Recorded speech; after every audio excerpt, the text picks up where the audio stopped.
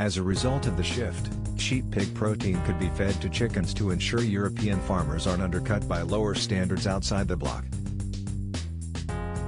The change is expected to come into force in August despite a last-ditch attempt by MEPs, led by the Greens, to scrap the policy. An original ban on the practice was introduced during the BSE crisis, but it will be lifted after plans were endorsed by all EU member states, except France and Ireland. Using animal protein made from mammals in the feed of cattle and sheep was banned by the EU in 1994 at the height of the mad cow disease crisis. The first reported case of the nightmare BSE disease was in 1986 in the UK. It was spread widely by farmers feeding cattle with the meat and bone meal of dead and infected animals. More than 4 million cattle were slaughtered in the UK alone and 178 people died after contracting a human variant, known as Creutzfeldt-Jakob disease. The EU extended its ban on all pap feed in 2001 to avoid cross-contamination. In recent years there has been momentum in calls for a rethink after BSE was given negligible risk status across the bloc. Bruno Maline, of the Copa-Cogeca Farming Union, described pap as an important source of phosphorus-rich and highly digestible proteins that many pig and poultry farmers were looking forward to having access to again. The UK will continue to ban the use of such animal feeds because it is committed to maintaining higher animal welfare standards.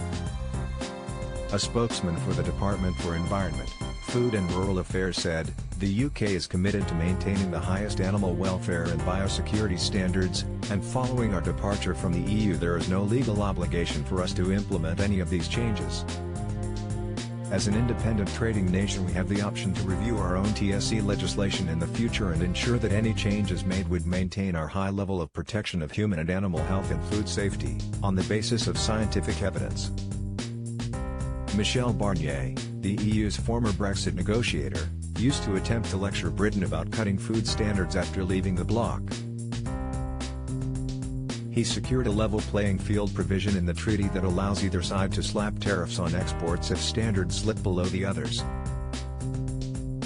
Must read, Matt Hancock on the brink, Health Secretary caught in cheating scandal. It is not yet known if the EU's rule change will impact food exports to the UK. The European Commission has told MEPs that there are no health risks from allowing pap from pigs and insects to be fed to poultry. Chicken pap can also be fed to pigs in the use of gelatin and collagen from sheep and cattle fed to other farm animals.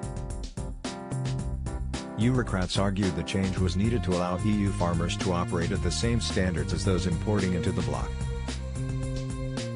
Brexit Live, Coveney rages at Boris plot to break international law, updates watch out, Lord Frost.